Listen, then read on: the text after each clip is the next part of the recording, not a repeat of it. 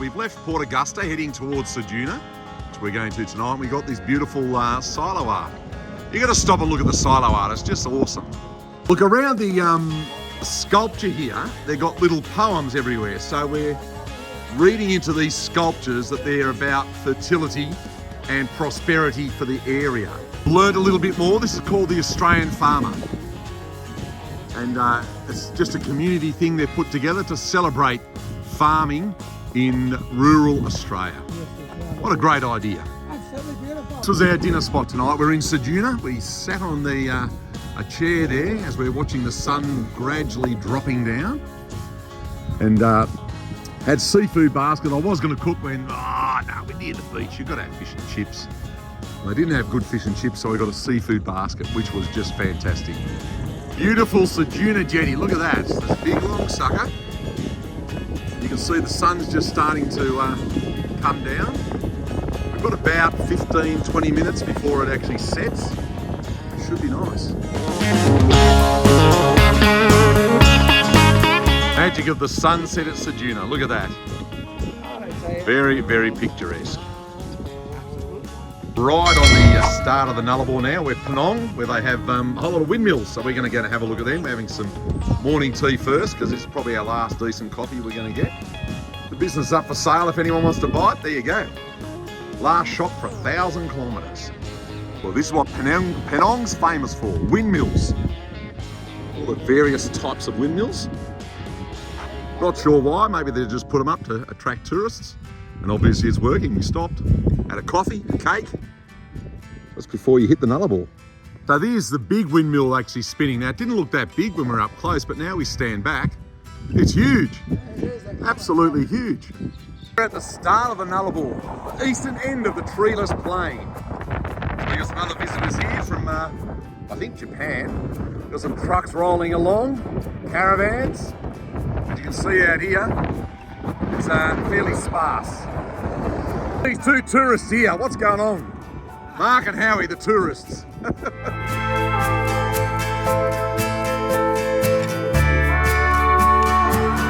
Head of the Bight, where, there you go, there's a whale on the ground here. And apparently there's lots of whales, so this is where you go to see the whales frolicking in the water. So fingers crossed, we'll see some. Now the boardwalk, there's one right in front of us there. There's another one just here. I can see two more over yonder there. That's amazing. Whales everywhere. This whale here actually has a calf. We saw two puffs of air come up. She just dived under a little bit, but hopefully she pops up again. Over here, another whale just there. And just behind that rock there is another whale. So there's whales everywhere. I've never seen so many. This is awesome. Head of the Bight, you've got to come.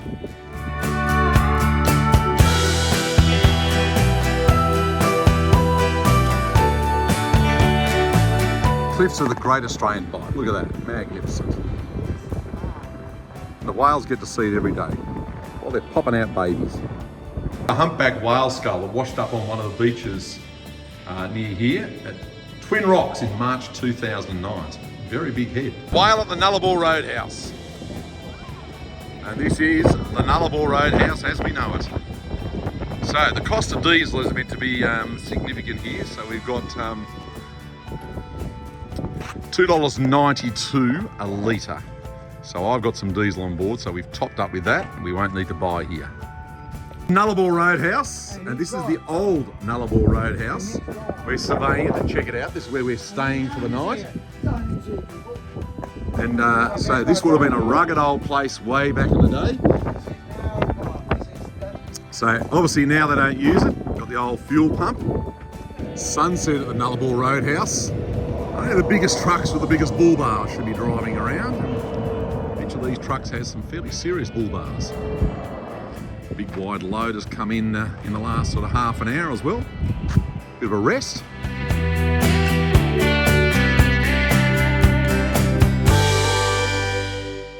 Good morning all, this is sunrise on the Nullarbor. And it looks like we're driving into rain today, which we did expect. But on our side of the border, very, very pleasant. Bit of a cool breeze, but way off in the west there, it looks like we are going to get a little bit wet. We're on the edge of the Great Australian Bight.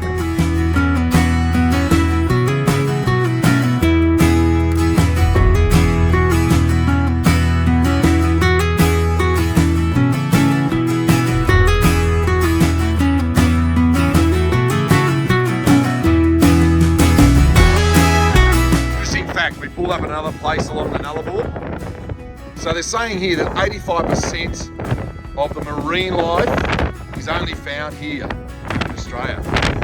Cool. What a wonderful place we live in, Australia. So we're now at right on the border of SA and WA, and the diesel price is $2.82 a litre. So and we've been paying about $1.71. So it's a lot more.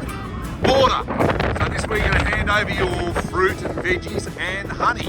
So we've just eaten all ours, so we're going to slide through here quite comfortably because we've got rid of all of our food. I know we met some people last night that had quite a bit of food they had to hand over, so we didn't want to fall into that trap. This is Rui, the border village kangaroo with a Vegemite. It says on our left here, all the signs. So Paris is 17,204 kilometres. Sydney's 2,000 something. I can't read it. Moscow, 5,613. I don't reckon that's right though. Maybe 75,000. So it's had better days, this sign just here. Howie's going to check it out. This is one of the original telegraph stations across the Nullarbor. And this was actually owned, that was bought in, was it the mid 1900s?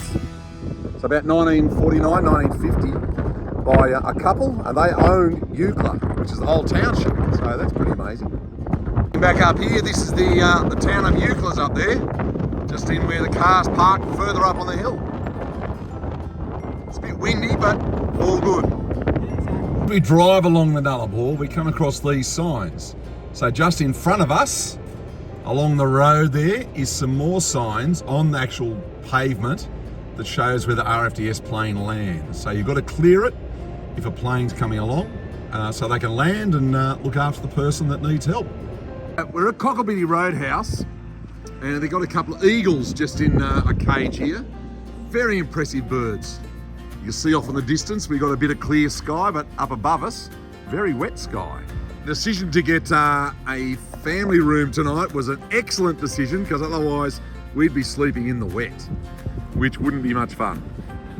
Yeah, the sunset at Cocklebiddy, fantastic. We've had rain, like I said earlier, but now the sunset is really worth it. Air highway, it's pumping this time of night. It's 6 o'clock at night, Central Australian time. Not too many people are on it though, it's pretty quiet. The morning routine, Howie and Mark doing the dishes. And so Mark's organised, neat, clean and tidy, and Howie, all over the place. All over the place. Not quite true, I'm telling you. I was saying what you should do. It's part of a system, isn't it, Howie? The process, it's the process. The process you have to do the cutlery first, and then you do the glasses, and then you do the bowls. Like it's a process that way. Did a good job there. Excellent job. The story, this is at Ceduna we are, and the story behind Ceduna is I've been winding Howie and Mark up saying this is the worst coffee on the Nullarbor, and it held true to form. Howie's coffee was bearable, but mine, pretty average, pretty average. And old Howie thinks that's just hilarious. The fact that he got the worst. I dodged a bullet. You dodged a bullet. All right, Red Bull. Look at his face, it was the worst I've ever seen. All right, Red Bull. Iconic sites along the Nullarbor is the 90 Mile Straight. Australia's longest straight road. Now I did read earlier today that it's said to be one of the longest straights in the world, not just Australia. So we're about to get into it and see it for ourselves. We're at Balladonia now. We're in their little museum here. Mark's checking it out, taking some photos like a good tourist. It's got the history of Balladonia, and also it's got some interesting stuff about when Skylab fell out of the sky. We're probably 80 kilometres out of Norseman, so which is the end of the Nullarbor. Pulled up for lunch, but then there's this big lake that we've just pulled up at. Obviously a dry lake. It's all a red dirt lake. You don't get them back east. Like quirky, weird information, check this out. From a lame horse comes a town. Here it is. So this horse here, this guy put him to bed one night, got into bed, had a good sleep, woke up in the morning. The horse was lame in the morning. So they started looking after the horse a bit more, and they lifted its hoof up and dug out a lump of gold from its hoof. So the horse is called Norseman, and that was where the gold rush started for the town called Norseman. Hence now the town is named after the horse Norseman. What a cool story.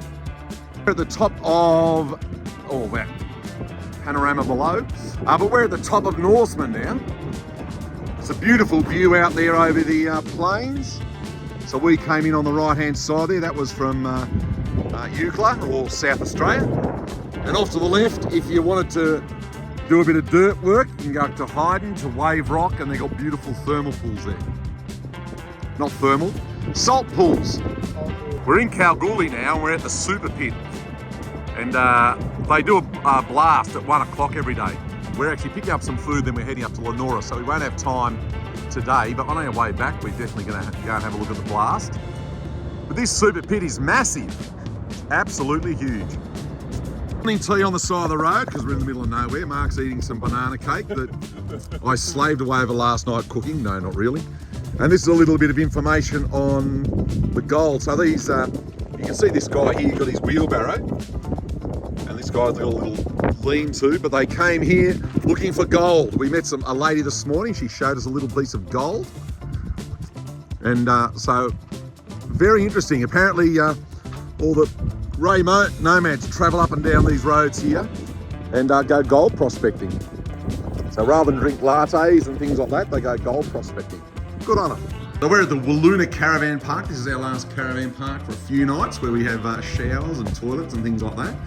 A pretty good little kitchen set up here. So we're going to do our barbecue. We're going to have some bangers and mash for tea tonight, but there's the bush out there. It's got a fence around the the caravan park, so all very safe and everything is locked and secure, which is good.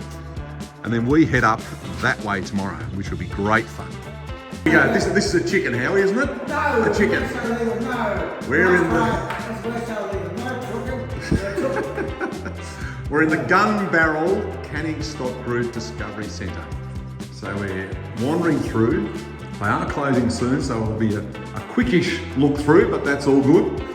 So we've learned a little bit about the Martu people and how they last lived, or how they live now, and where they live. The interesting things that we're going to see along the canning, we hope, is some emus. Obviously there's feral animals like camels, reptiles, golden bandicoot and marlin, bilbies, a night parrot. Should be good. And right in front of me here is one of our snakes, King Brown. Very dangerous. Right, we're just about to leave Luna, and here's the sign of the canning. We're going to go well 1 first, and then we're not getting up to Halls Creek because that's 1,800 kilometres away. But we're going to make our way up north and see how far we can go. So let the fun begin. The start of the canning. So say good luck and farewell from Luna, because that's where we stayed last night, as I just said. But here's the start of the canning stock route. Woohoo! Well, number 1. You can see there's a little, well, it looks like a little stockyard there. I've just stepped over a water point as well. So this one hasn't had any love for quite some time, I imagine. It's got the old original windmill that's sort of dilapidated and falling apart. So, and then you've got the sort of hole in the ground just here as well. And there is well 1. You can see the water. They put timber around the side so it doesn't collapse in on them. So safety first. They've got a cartwheel, a wheel covering it. Some of the warnings they got turning into the canning stock route. So recommended only for 4-wheel drives. Got to carry fuel, water, everything, and be on channel 40 with the UHF. And to give you some idea, this is the start of the track, and it truly is just a track, and that's about it. So we're going to go and attach our sand flag, and then we're good to go. So we've arrived at well 2 now, and it's saying, this plaque here just says there's one track, many stories. So they're saying the indigenous tribes were all linked across the Western Desert, and then the canning stock route is another part of history where Europeans brought cattle up and down the stock route. So that added another dimension to being all together. So a little bit of history on the stock route just there as well. A second well, and as Mark said, it's a bloody long way down. You wouldn't want to fall down there, that would hurt. Just we're driving up the track. I've jumped out just to show you that the track's actually quite narrow, so you wouldn't want a larger vehicle than what we've got, but yeah, good fun. Little tracks here, maybe a hopping mouse or some sort of little bilby or something like that going off into the bush. So if you look, there's lots to see. And Howie absorbing it all. So we're having a bit of fun with this. Standing there looking at what we call the granites we're at, but it's well 2A. So as you can see, it's safety first. They've cluttered this thing up, so not very usable, this water in this well, but no less, it is very interesting. Where we've been driving today, we're walking along here now because we're just wandering back to the well. We've got a nice little camp spot and actually has a toilet there, which is fancy pants really. So we're going to go and have a look at well 3, which has some memorabilia and some information on it. We're at the well number 3, and it says there's danger 1080 and strychnine baits here. So I've just said to the lads, there's no eating meat off the ground. No. We're going to go open this well up and have a look. Got the well here. We put the bucket down, we wound it back up again, how we did the winding. And the water is not exactly clear. It's a bit on the grubby side, but it actually feels all right. It's nice and warm, it's beautiful. Just going to wind the bucket down so we can get another round of water. And as it goes down, you can't really see it, but there is water down the bottom there. It'll drop into the water, we'll fill the bucket. It's nearly in the water, I can just see it. Yeah, it's underwater. All right, Mark, wind her up, back the other way. Mark's going to need to put some muscle into this one. Look at that. He's going like a machine. Mark's still winding. Look at him go. The human pump. There's his bucket of water. So then what you do is you pull this pole out here. All right, let it go, Mark, a bit, just a little bit. Keep going, and it goes bang against there. And then you give yourself a wash with that. These trees here are only found along this latitude in Australia. They're called the red mulga or the minorichi tree. So it looks like, if you look at my hand, looks like they're just flaking. It's quite a interesting looking setup, that. Wow. Look at my hand as I and it just sort of flakes off of my hand. It's like sawdust. Like wood shavings after you've been using the planer or something like that. Exactly, it's very weird. How cool this Very, is. very clever. Tonight we have camel burgers, sausages, onion, we've got cheese, tomato, over the open fire. Look at that, fantastic. As the sun sets on our first night on the canning. The sun sets on the canning, we've finished our dinner. We're just preparing ourselves for the awesome sunset, and it's started. Got the moon up in the sky, sun's just starting to dip below the horizon. Awesome. Haven't seen a car since about 1:30 this afternoon.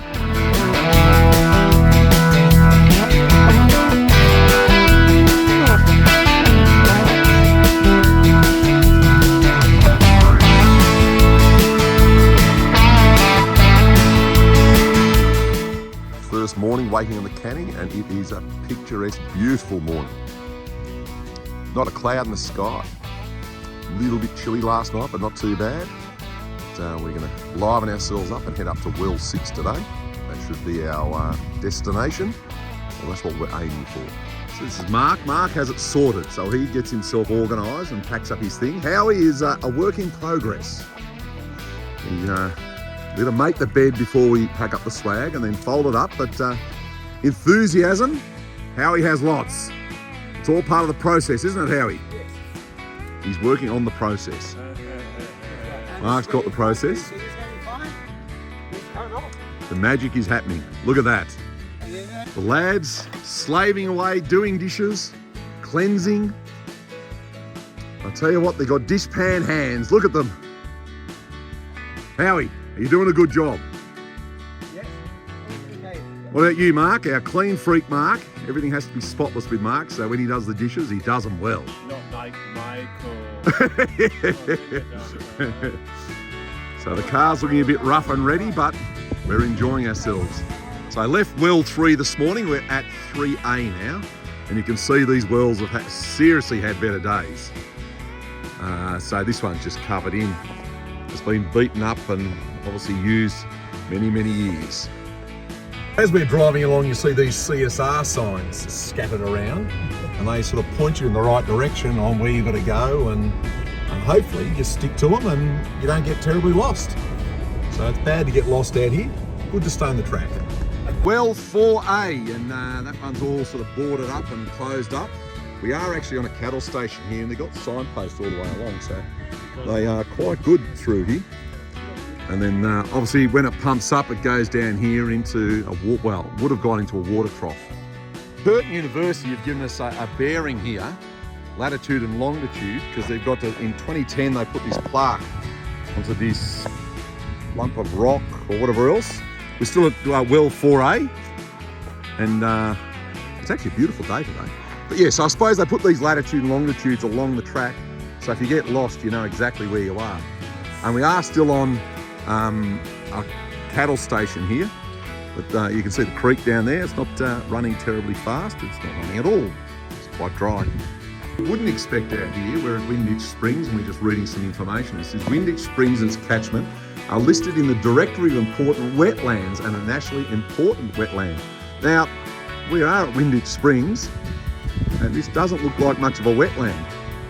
It looks very, very dry, to be honest. I'm from Winditch Springs, so there actually is water in the river, just to the side of the sign that we've just had a look at. That's pretty amazing. So it's just sitting still because it's not running, but there is water. 4B, another well. And actually this one's got a bit of a hole in the top, so let's see if we can look down there. You can. I'm going to hang on to the phone pretty hard. But can we see any water? No, we can't. As you drive along the canning, you've got all different types of terrain. Now, we've just come across this. This is relatively new for us, this terrain. It was just open, sort of a bit salt bushy, really. But yeah, I imagine when it rains, you wouldn't be going anywhere on this sort of ground. Well 5. Now, this is very fancy. There's table and chairs and everything here, so this is the goods. It's very fancy pants here. The Mark had this idea that he wanted to have a shower, and I said, well, I do have a shower on board. So we've all stood here, we've showered ourselves. Yes, we're on the canning stock route, and we've showered. How's that? They've got a drop toilet over there, car set up. We've actually got a pretty good setup tonight. We've got shelter where we can sit and eat, and we've got our fire stuff ready to go, so we can have a fire tonight as well, which we did last night. So we're very clean and civilised at the moment. At dinner tonight, we are having a pesto crocodile pasta. As you can see, Australian crocodile. We're going to cook that up, put it in the pot. I've already done the pasta, so we're good to go. So our gourmet treat is in action. Just popped out the side of our little camp here. We've got some galahs just sitting in the tree inspecting us, checking out what we're doing. We need permits to travel the canning from here up, so here north. Today we're going south, so we've only just touched on the Aboriginal land. So we do have permits, so we've done the right thing. But it helps to protect the country and maintain facilities and things like that. So it's a really good thing to get the permits and come on up. But this is the track we were on yesterday. Mr. Howie, looking like a vision. There's Mark, the mighty Ranger. We're gradually emptying it out, and this is the track that we're going to head down today. So we're going to head back probably down to well 3. So you got over here as well. Thank you for visiting Wooloona country. So we're heading down towards Wooloona country now. Catcha Nagula, which is later. There you go. We can speak Aboriginal languages. Some of the tracks we're on are quite narrow, so you can just scrape through with the width of the car. I'm not driving forward because I'm actually holding the camera, and it's a bit hard to drive and hold the camera. So, but yeah, they're very, very narrow, but good fun to drive on. Drove past this salt lake, and we thought we'd better stop and just have a bit of a look. And it is salty. This is dinner tonight. We've got Humpalicious sausages, so they come from a camel. And we have some normal sausages. You'll see a couple of tins of veggies in the fire, and that big lump there, that's actually damper that's cooking. So we're getting a real Outback dinner tonight. The moon's just starting to pop up over the horizon there. It's evening. We're back at well 3 cooking, and we've had our gourmet delights. We're about to have some damper with butter and jam, so it should be good. Granites as we head south towards Wooloona. We've seen some meerkats. Cute little suckers, aren't they? But these are the granites. West Australian versions of the high country, I believe. It's a wrap for the Canning stock route. We've finished our little jaunt up and back. So now we're heading south and then across to Perth. So we're going to go south, Kalgoorlie, and then, yeah, back across into Perth, and we wave each other goodbye. So we're inside the information centre at Laverton, which is sort of on the one of the highways that leads across to Uluru. We're having a look around at what the explorers did, said, and went, which is actually quite interesting. This is our peak hour at Laverton's downtown hub shopping centre. It's all happening. As you can see, we're getting flooded by cars. Very, very busy. We're in Gwalia. You'll see the Gwalia Museum. And we've just had a lovely lady show us around all the different areas. And we're going to have a wander through Gwalia, which is just outside Leonora, because we're heading back in towards Kalgoorlie today. In the winder shed, look at the size of this equipment. Holy dooly. Now this mine goes down 2.5 kilometres underground, so it's very, very deep. They used to go down in like a little train, and they'd fit 14 to 16 men in the train. They'd have to be sitting side by side. But 2.5 kilometres underground. And this big beast obviously brought the dirt up, and then they got the gold out of it from there. So it's gold and nickel.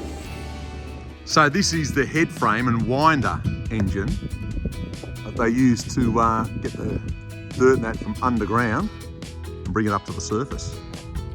Pretty big setup. Completely useless trivia we just learnt is a guy called Herbert Hoover worked at Gwalia, and he made the mine quite successful financially. Herbert Hoover also became the President of the United States about 25 years after he worked at Gwalia. So he was in the middle of WA, and then he goes and becomes the President of the United States. What an amazing story. This is one of their melting areas. So they melt down the gold and things like that in these little pots. That gets sent off to market. What we have been learning while we've been driving around is there's quite a few retirees that do fossicking for gold. And we've come across them a few times now, and they are making some money. One of them told me that they got a $10,000 metal detector, and they paid it off in 1 month. So there is money to be made in detecting for gold here, apparently. So we're back at where they drag the dirt and rock out of the ground.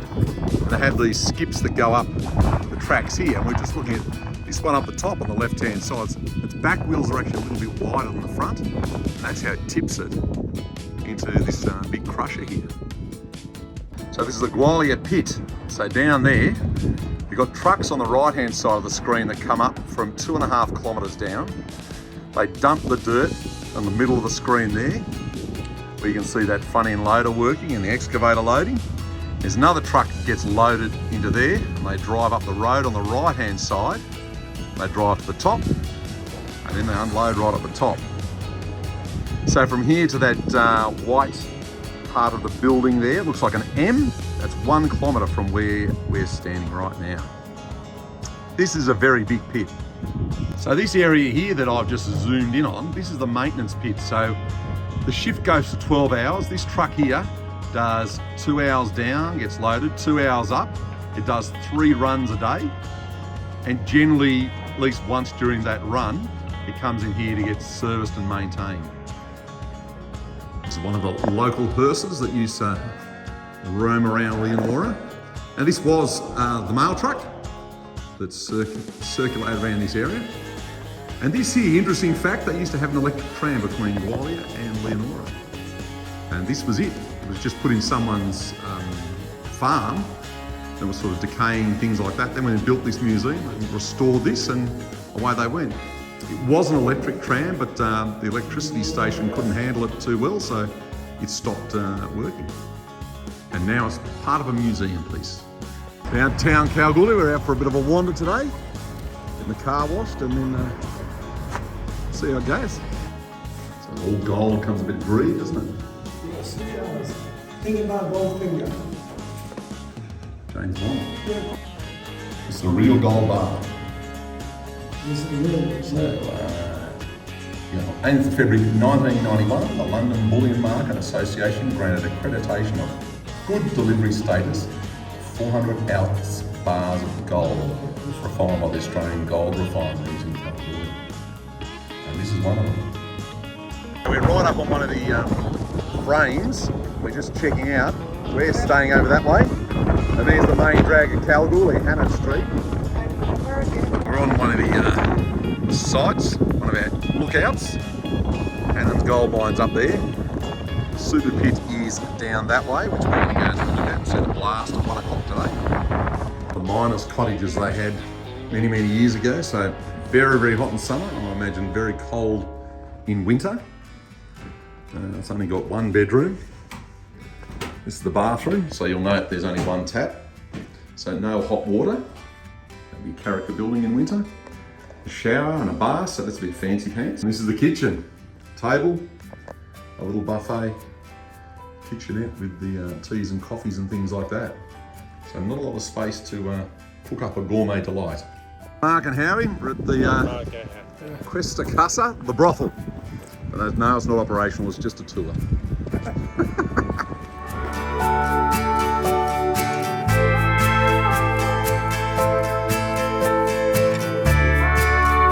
So we are at Hannon's North Tourist Mine now. We're going to wander inside there and learn all about mining. Hopefully make $1 million in gold, and we'll be all rich and go home very, very happy. Inside the mining museum here, they've got one of the big size trucks. We're going to climb up in that, one of the front end loaders. These are really, really big, but we're going to go and have a look at those. Mr. Howie, he's going to be a truck driver. We're at the top of the big dump truck here. And yes, just so everyone knows, Howie's driving. Oh my God, with his eyesight and his driving abilities, we could all end up dead here. There's Mark, he's going out for a drive now. So we'll just go down the shop. What do you reckon, Mark? Yes, please. Go and buy some milk and sugar? Yeah, buy milk and sugar. I think this truck's a bit big to go down the shop. Howie is the dump truck driver now. Play the part. Grab hold of the gear stick or the joysticks, whatever you want to call them. We don't have a steering wheel. All right, just he's going to load up this dump truck over here and away we go. A guy with really bad sight and no sense of a direction. Oh my God, here we go. This will be fun. Mark is now the loader driver. Grab hold of the joystick there, Mark, on your left and your right. Now load this dump truck. Fire up. Let's load the dump truck up. I reckon Mark will get a job doing this. He's going to ditch the op shop and go to dump truck driving, I think. Loader driver. You've got the right licence. You're right, no worries. So these are a couple of the drill rigs where they drill the holes into the ground. Then they load the explosive into the hole and then set off the explosion and ba-boom-ba. Next minute the ground is erupts. Land Cruiser here, we just saw on one of the other demos. One of the big dump trucks literally drove over it, didn't even slow down, and this is the outcome. So there's a lot of weight in those dump trucks and you don't want to stand in front of them. One of the monster buckets that they use while mining. You can see that Mark's about 6'3" tall and he's like a little pygmy in there. We weren't allowed to work in the mines way back, but there was one lady in 1894, she got hold of a miner's right and she was allowed to work. She was the only one. But they reckon in 2012 at the super pit, they had 50% women working in the industry, in the mine, and they could compete with men. Yeah, it was a lot safer and everything else. So Check out the size difference. So this is one of the newer dump truck tyres versus the old dump truck style. A lot bigger with the new ones. This is the pay office where we've tried to get a bit of pay, but no one's going to pay us, so we just have to take some videos and photos. That's all we can do.